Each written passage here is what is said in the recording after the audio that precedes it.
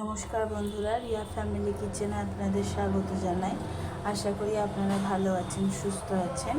আমি আবার একটা নতুন রান্নার রেসিপি নিয়ে চলে এসেছি আপনাদের কাছে। আজকে আমি বানাচ্ছি হাঁসের ডিমের কারি। দেখুন তার জন্য আমার কী লাগছে। পেঁয়াজ কুচিয়ে রেখেছি, টমেটো পেস্ট, আদা রসুন পেস্ট, মশলাতে লাগছে লঙ্কার গুঁড়ো, হলুদ গুঁড়ো, জিরে গুঁড়ো, নুন, আর এখানে একটু চিনি নিয়েছি, আর অবশ্যই দুটো হাঁসের ডিম নিয়েছি। আর কড়াইতে সর্ষের তেলটা গরম করতে দিয়েছি। এবার রান্নাটা তাহলে শুরু করছি। দেখুন কড়াই তেলটা গরম হয়ে গেছে। আমি অল্প করে এতে হলুদ দিয়ে দেব,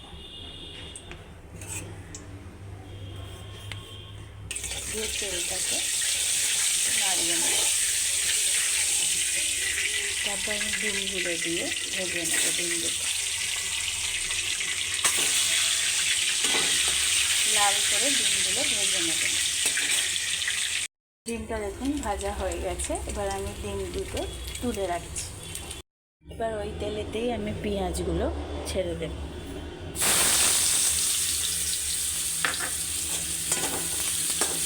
পেঁয়াজগুলো ভালো করে ভেজে নিতে হবে।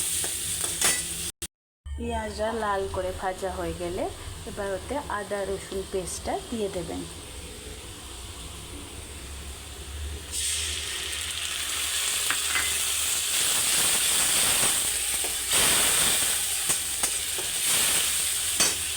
তারপর খানিকক্ষণ নাড়াচাড়া করার পরে ওতে আপনি টমেটো পেস্টটা অ্যাড করবেন।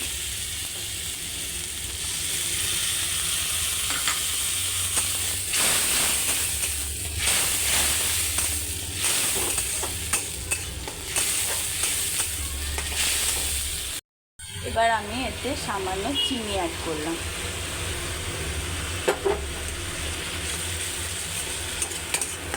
এবার আমি একে একে মশলাগুলো অ্যাড করব। এবার আমি জিরে গুঁড়োটা দিলাম, 1 স্পুন জিরে গুঁড়ো, 1/2 স্পুন হলুদ গুঁড়ো। ঝালটা আপনারা আপনাদের অনুযায়ী দেবেন।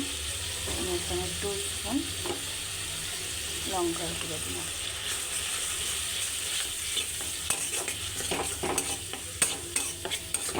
ভালো করে নাড়িয়ে নেওয়ার পর আমি এতে লবণটা অ্যাড করে দিলাম।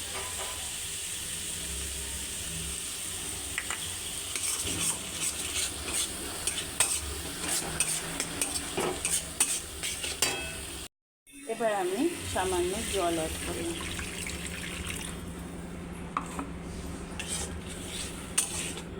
দিয়ে গ্রেভিটা আমি ফুটতে দেব।